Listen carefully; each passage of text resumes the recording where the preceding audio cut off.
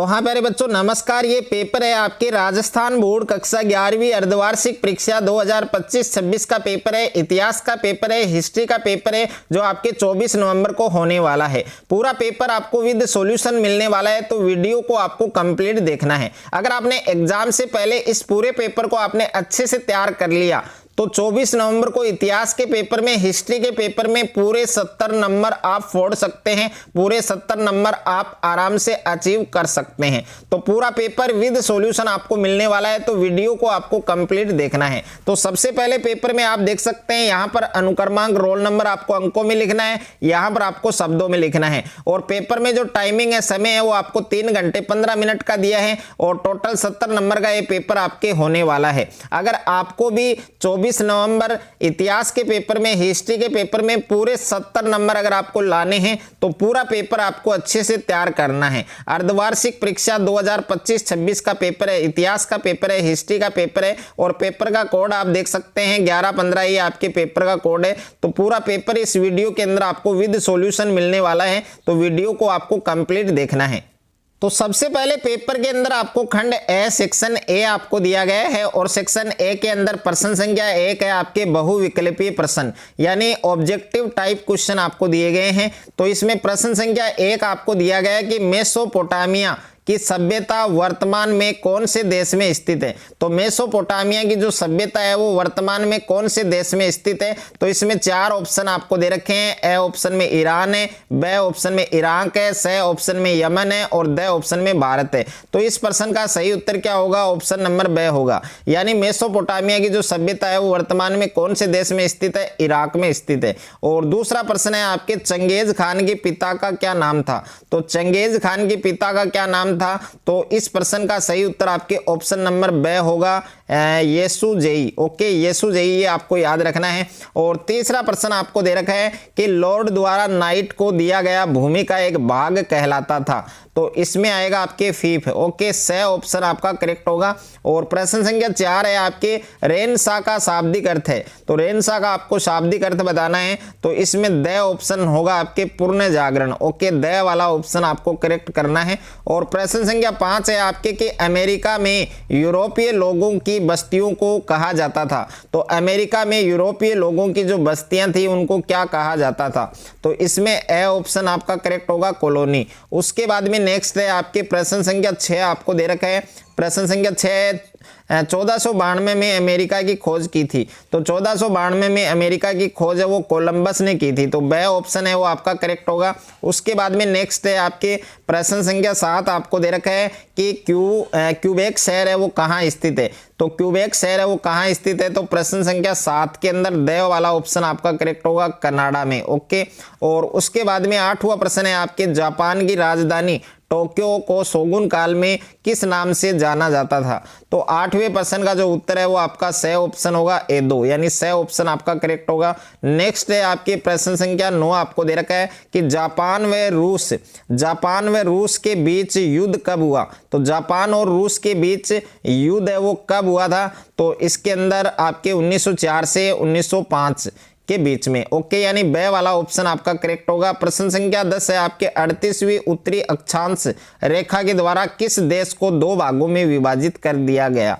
तो इस प्रश्न का सही उत्तर आपके दे वाला ऑप्शन करेक्ट होगा, सॉरी सी ऑप्शन करेक्ट होगा, कोरिया। ओके, सी वाला ऑप्शन आपका करेक्ट होगा। और उसके बाद में सेकंड है आपके रिक्त स्थानों की पूर्ति कीजिए, यानी फिल इन द ब्लैंक आपको दे रखे हैं। और इसमें पहला प्रश्न है आपके कि मेसोपोटामिया दजला और नदियों के बीच स्थित है। तो इसमें आपको लिखना है फरात। फर्स्ट में आपको क्या लिखना है? फरात लिखना है। ओके, यानी मेसोपोटामिया दजला और फरात नदियों के बीच स्थित है। तो फर्स्ट वाले में आएगा फरात। और दूसरा है आपके मेसोपोटामिया में जो पहली पट्टिकाएं लिखी गई वे लगभग ईसा पूर्व की हैं। तो इसमें आएगा आपके दूसरा जो रिक्त स्थान है, इसमें आपको लिखना है 3100। ओके, और तीसरा प्रश्न है कि रोम के प्रथम सम्राट ऑगस्टस ने अपना राज्य ईसा पूर्व में स्थापित किया था। तो तीसरा जो रिक्त स्थान है, तीसरे रिक्त स्थान में आपको लिखना है 27, यानी 27। उसके बाद में नेक्स्ट है आपके प्रश्न संख्या 4 दे रखा है, रिक्त स्थान आपको दे रखा है कि रोम का एक चांदी का सिक्का होता था। तो 4 नंबर रिक्त स्थान में आपको लिखना है डेनारियस। 4 नंबर रिक्त स्थान है, इसमें आपको क्या लिखना है, डेनारियस, ये नाम आपको लिखना है डेनारियस। उसके बाद में नेक्स्ट है आपके प्रश्न संख्या 5 है कि मूल निवासियों को छोटे से इलाकों में कैद कर दिया जाता था जिन्हें कहा जाता था। तो 5वां जो रिक्त स्थान है उसमें आएगा आपके आरक्षण।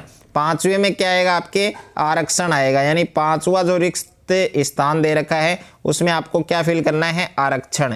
नेक्स्ट है आपके छठा प्रश्न है कि अमेरिका में गृह युद्ध रिक्त स्थान दे रखा है के मध्य चला। तो अमेरिका में जो गृह युद्ध है वो किन के मध्य चला था, तो इसका उत्तर लिख लेना, उत्तरी व दक्षिणी राज्यों में हुआ था और 1861 से 1865 के बीच हुआ था। ओके, तो अमेरिका में जो गृह युद्ध है वो 1861 से 1865 के मध्य चला, ये आपको पूछा है। तो 1861 से 1865 के बीच चला था, ये आपको इसमें लिखना है।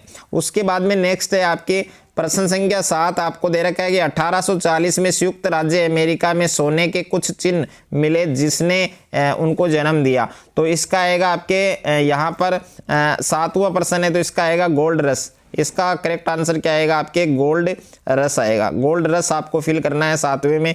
और 8वां दे रखा है आपके 1867 से 1868 में मेजी वंश ने किस वंश का शासन समाप्त किया। तो इसमें आएगा यहाँ पर तोकुगावा शोगुनेट, ये वंश था, इसको समाप्त किया गया था। उसके बाद में अति लघुतरात्मक प्रश्न है आपके, very short answer type question है। तो प्रश्न संख्या 3 आपको दे रखा है तांबा और टिन से कौन सी धातु बनाई गई। तो तांबा और टिन से कौन सी धातु बनाई गई थी, उसका आंसर आपको बताना है। तो तांबा और टिन से कौन सी धातु बनाई गई थी, कांसा बनाई गई थी, जिसको कांस्य भी कहा जाता है, कांसा या ब्रेंज बोलते हैं उसको। और प्रश्न संख्या 4 है आपके कि चंगेज खान ने उलूस का गठन क्यों किया। तो चंगेज खान है, उन्होंने उलूस का गठन क्यों किया, ये आपको लिखना है। 5वां प्रश्न है नाइटस कौन होते थे। तो नाइटस कौन होते थे उनके बारे में लिखना है। 6ठा प्रश्न है श्रेणी या गिल्ड किसे कहते हैं। तो इसमें श्रेणी या गिल्ड की परिभाषा आपको लिखनी है। और नेक्स्ट है 7वां प्रश्न दे रखा है मेसोपोटामिया के 2 नगरों के नाम लिखिए। तो मेसोपोटामिया है, उसके 2 नगरों के नाम आपको बताने हैं। तो देखिए 7वां जो प्रश्न है उसका उत्तर होगा उर और बाबिलोन। एक तो है आपके उर पहला नगर, तो और दूसरा है आपके बाबिलोन होगा, यानी पहला जो नगर है वो उर होगा, दूसरा होगा बाबिलोन। उसके बाद में देखिए 8वां प्रश्न है कुबकुरकर से आप क्या समझते हैं। और 9वां प्रश्न है रेड इंडियन से आपका क्या अभिप्राय है। तो रेड इंडियन के बारे में आप क्या जानते हैं। 10वां प्रश्न है ऑस्ट्रेलिया की 2 प्रांतों के नाम लिखिए। तो 10वां प्रश्न है, इसमें ऑस्ट्रेलिया के 2 प्रांत आपको बताने हैं। तो एक तो होगा न्यू साउथ वेल्स और दूसरा होगा विक्टोरिया। पहला होगा न्यू साउथ वेल्स, दूसरा क्या होगा, विक्टोरिया। यह आपको याद रखना है। उसके बाद में नेक्स्ट है आपके प्रश्न संख्या 11 है आपके प्रश्न संख्या 11 है कि सेटलर शब्द है वो किन देश के लोगों के लिए इस्तेमाल होता था। तो प्रश्न संख्या 11 का जो आंसर है वो आपको बताना है कमेंट बॉक्स में। और 12वां प्रश्न है जापान के 2 द्वीपों के नाम लिखिए। तो 12वां जो प्रश्न है उसका आंसर होगा एक तो होसु और एक होगा आपके क्यूसु। ओके। और प्रश्न संख्या 13 है कि कोमिट्रन या तृतीय अंतर्राष्ट्रीय का गठन कब और किनके द्वारा किया गया। तो इसका उत्तर होगा 1919। इसका उत्तर क्या होगा, 1919 में किसके द्वारा, लेनिन के द्वारा। लेनिन, ये नाम लिख लेना, लेनिन। ओके, 1919 में हुआ था, किसके द्वारा हुआ था, लेनिन के द्वारा। उसके बाद में खंड ब आपके सेक्शन बी दे रखा है।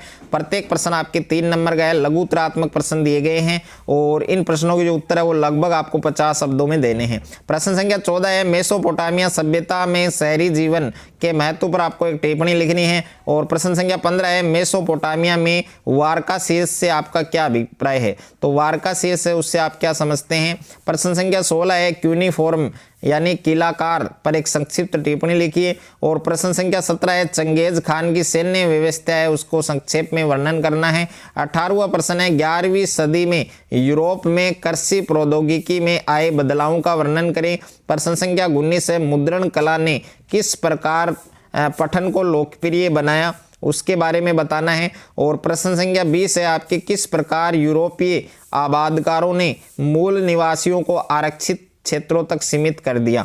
प्रश्न संख्या 21 है, गोल्ड रश ने अमेरिका में उपनिवेशवाद को जन्म दिया, इस पर आपको चर्चा करनी है। प्रश्न संख्या 22 है, चीनी साम्यवादी दल के उदय पर आपको एक संक्षिप्त टिप्पणी लिखनी है। प्रश्न संख्या 23 है, 1996 में दक्षिण कोरिया को किस प्रकार के आर्थिक संकट का सामना करना पड़ा, यह आपको बताना है। उसके बाद में देखिए डियर स्टूडेंट, सेक्शन सी आपको दे रखा है, इसमें दीर्घ उत्तरीय प्रश्न है आपके और प्रत्येक प्रश्न का उत्तर आपको 100 शब्दों में देना है और जो प्रश्न है उनका अंक 12-4 यानी 4-4 नंबर के प्रश्न है। तो प्रश्न संख्या 24 है कि किस प्रकार केपलर ने कोपरनिकस के सौर मंडलीय सिद्धांत को लोकप्रिय बनाया। प्रश्न संख्या 25 है, तीसरी शताब्दी के संकट के बारे में आपको वर्णन करना है। और उसके बाद में प्रश्न संख्या 26 आपको दे रखा है कि रोम वासियों की पारंपरिक धार्मिक संस्कृति बहुदेववादी थी, इसको आपको स्पष्ट करना है। और प्रश्न संख्या 27 है, चीन में अभिजात वर्ग में प्रवेश के लिए प्रचलित जो परीक्षा प्रणाली है उसका आपको वर्णन करना है। तो पूरा पेपर हिस्ट्री का मैंने इस वीडियो के अंदर आपको दिया है, पूरा पेपर आपको अच्छे से तैयार करना है।